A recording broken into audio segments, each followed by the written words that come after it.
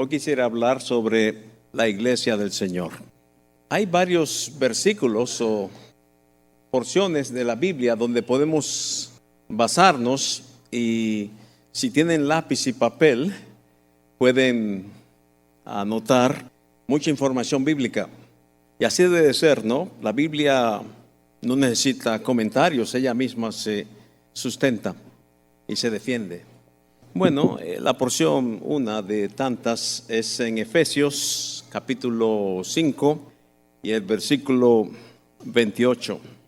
Efesios 5, 28, y recuerden que habrá un montón de información, sobre todo versículos bíblicos que pueden anotar o me pueden preguntar al final.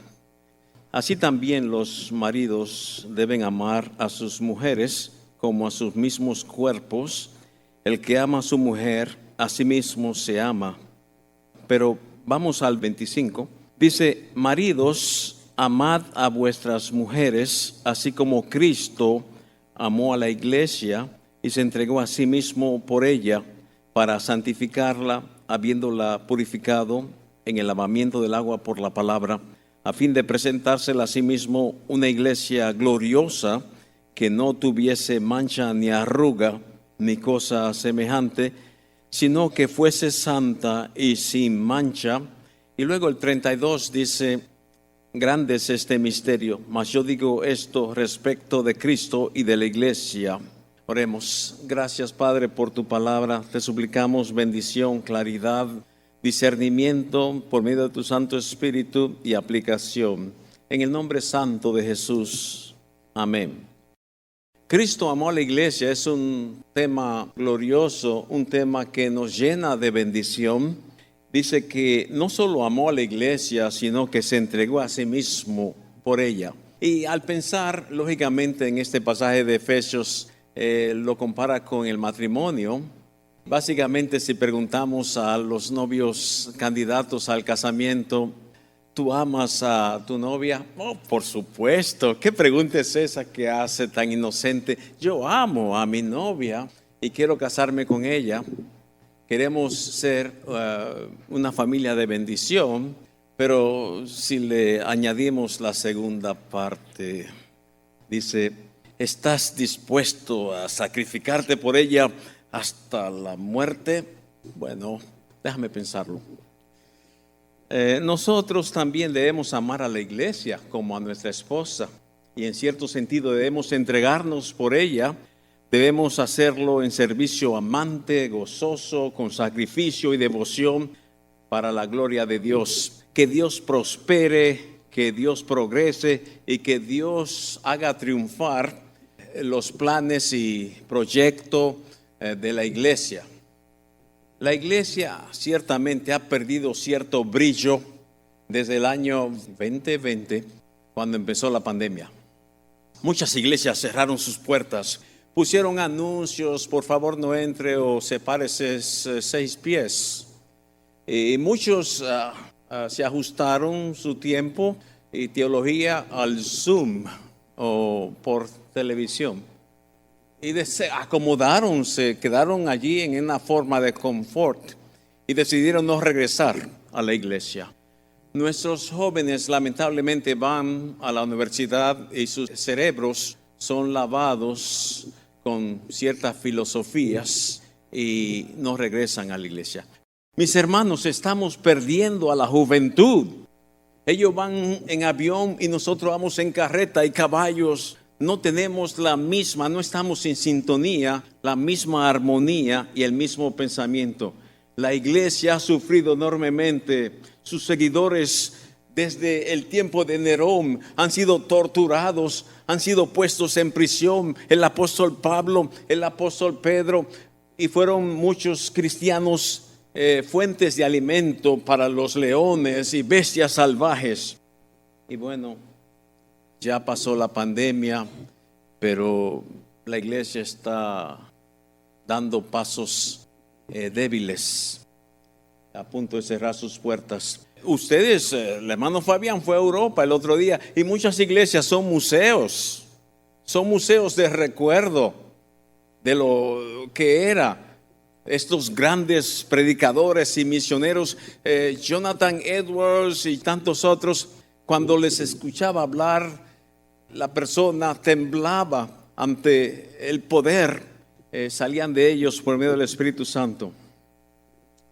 Estamos cumpliendo con la gran comisión, con lo que el Señor nos mandó a hacer. ¿Pasará lo mismo aquí en Estados Unidos como creyentes? ¿Qué piensa Dios de todo esto? Jesucristo dice firmemente, de forma categórica, dice que las puertas del infierno o del Hades no prevalecerán contra la iglesia. Mateo 16, 18. Se encuentra una sola vez en la Biblia aquí. Pero definamos lo que es la iglesia.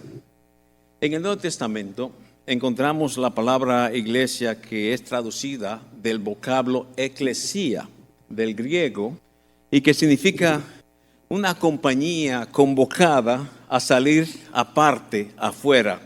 Significa una congregación o una asamblea, pero la traducción que me gusta más es que es una asamblea legislativa, donde estamos legislando la palabra de Dios al pueblo, a la ciudad, al país, al mundo.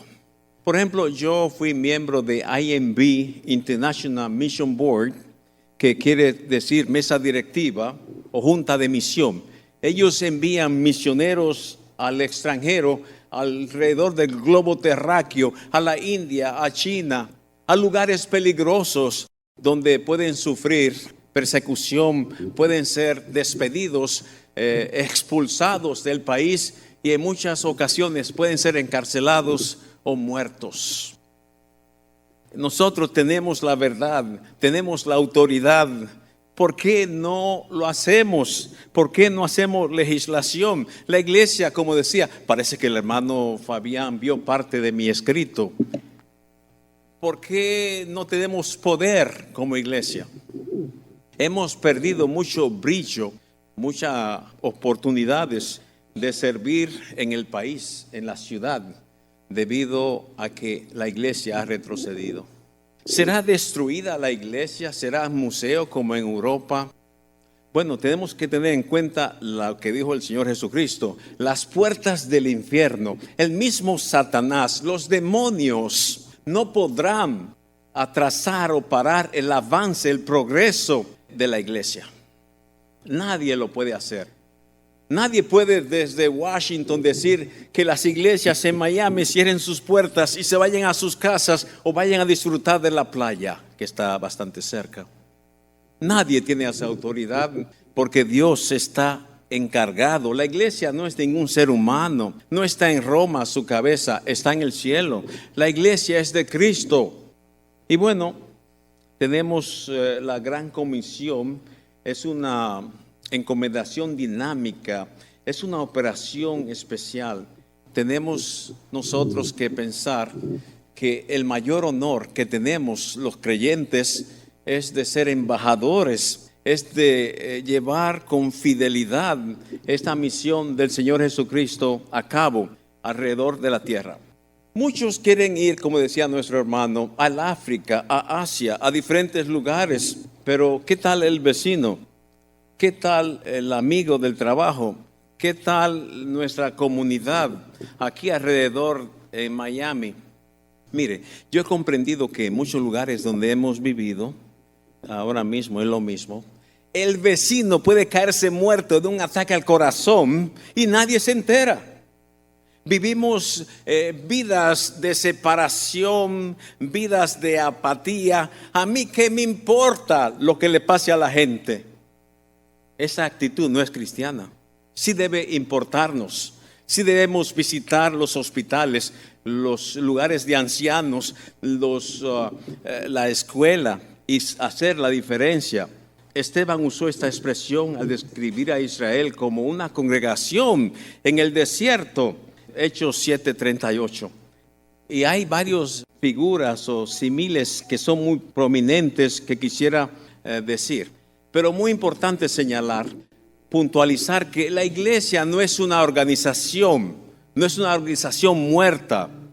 una asociación donde venimos como un club social y nos sentimos felices y cambiamos este apretón de manos y en ocasiones nos abrazamos y damos besos y nos sentimos felices, pero no es así. Eso es bueno, no hay nada malo en eso. La iglesia es un organismo viviente.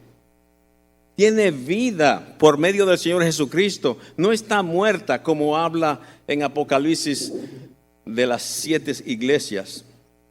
En primer lugar, nosotros debemos decir que la iglesia fue fundada por Jesucristo. Gloria a Dios. Dice Mateo 16, 16 al 18, respondiendo Simón Pedro dijo: tú eres el Cristo, el Hijo del Dios viviente. Entonces le respondió Jesús: bienaventurado eres, Simón, hijo de Jonás, porque no te lo reveló carne ni sangre, sino mi Padre que está en los cielos. Y yo también te digo que tú eres Pedro, piedrecita, y sobre esta piedrecita edificaré mi iglesia, y las puertas del Hades no prevalecerán contra ella. La persona gloriosa de Jesucristo es la fundación, la roca eterna donde la iglesia descansa. No está en Pedro. Jesús habló de esa verdad que Pedro mencionó. Tú eres el Hijo del Dios viviente. Tú eres el Salvador. Tú eres el Todopoderoso. Sobre esa verdad que tú has dicho, yo edificaré mi iglesia. La iglesia no está sobre los hombros o la espalda de Pedro, ni tampoco de ese señor que vive en Roma, Italia. La iglesia fue fundada y es de Cristo, quien es la roca inconmovible de los siglos. 1 Corintios 3:11, porque nadie puede poner otro fundamento que el que está ya puesto, el cual es Jesucristo. Está claro. Muchos piensan, y hay este pasaje, que Jesucristo le dio a Pedro las llaves y que Pedro tiene el poder de dejar entrar o no dejar salir a la gente en el cielo. Tal vez Pedro me deja entrar, me he portado bien, he dado mis diezmos, mi dinero a la iglesia, he hecho buenas obras. Pedro, no, ni Pedro ni María tienen el poder de interceder a favor de la salvación. Es Jesucristo y su sacrificio en la cruz por medio del Espíritu Santo. Número 1, la iglesia fue fundada por Cristo. Número 2, Cristo es su cabeza. Colosenses 18, 19 de Reina Valera dice: y Él es la cabeza del cuerpo, que es la iglesia, el que es el principio, el primogénito de entre los muertos, para que en todo tenga la preeminencia. Y el 19, por cuanto agradó al Padre que en Él habitase toda plenitud. Jesucristo es la cabeza. Jesucristo es quien comanda y dirige la iglesia. Y sometió todas las cosas bajo sus pies y lo dio por cabeza sobre todas las cosas a la iglesia. Cristo es el dueño absoluto, indiscutible de la iglesia. Él tiene el título, las marcas en sus manos y en sus pies y en su sien y en su costado. Él tiene los documentos. Él es el dueño de la iglesia y nadie la puede quitar, nadie la puede robar, nadie la puede manchar, nadie puede cerrar sus puertas, nadie puede parar su impulso, su caminar en la tierra hasta que Él venga. Gloria al Señor. Debajo de Él están los profetas, dice, los apóstoles, los evangelistas, pastores, ancianos, maestros. Efesios 4:11. Pero consideremos la palabra de Dios. Timoteo 2:15 dice: procura con diligencia presentarte a Dios aprobado, como obrero que no tiene de qué avergonzarse, que usa bien la palabra de verdad. Timoteo 3:16. Toda la escritura es inspirada por Dios y útil para enseñar, para redarguir, para corregir, para instruir en justicia. Jesucristo no dejó huérfana a la iglesia, dio la palabra de Dios para que podamos vivir para ella. Muchas veces, hasta a mí me ha pasado, dice: qué buena ilustración dio, hermano, o anécdota, pero no se acuerdan de la palabra de Dios. Y le gusta tal vez, pero se olvidan practicarla. Imagínese usted que un médico, yo voy y me gradúo de cirujano del cerebro y todas estas cosas. Dios me libre, no quisiera hacer eso, pero... Y bueno, yo no practico, yo fui, me dieron un diploma, pero ¿Estaría usted dispuesto a que yo lo opero si no practico? Bueno, yo sé más o menos cómo he visto películas y videos, pero permítame operarle su cabeza. Tal vez no. Entonces tenemos que practicar lo que escuchamos. Es como un hombre que se ve al espejo y dice, oh, estoy barbudo, tengo una arruga aquí, o estoy desvelado, no dormí bien, tengo que hacer algo, no usar agua, no sé qué cosa, estoy peludo, ir al barbero, al estilista y hacer algo al respecto, ser práctico, ponerlo en práctica lo que veo y lo que escucho. Bueno, tenemos el Espíritu Santo. La iglesia requiere la dirección, la alabanza del Espíritu Santo y el entendimiento de la palabra de Dios. Requiere que Él sea una parte activa en la iglesia. En 1 Corintios vemos la estructura de la asamblea. En 1 Corintios 13 vemos su amor y poder. En 1 Corintios 14 vemos la asamblea, la iglesia en acción. Mateo 18:20, donde 2 o 3 estén congregados en mi nombre, allí yo estoy en medio de ellos. Y algunas recomendaciones que encontramos en la palabra de Dios, dice que reunirnos en su nombre, ser llenos del Espíritu, tener una conciencia limpia y clara y no entristecer al Espíritu Santo de Dios, no apagar o desechar el poder y sabiduría del Espíritu Santo y hablar uno a la vez.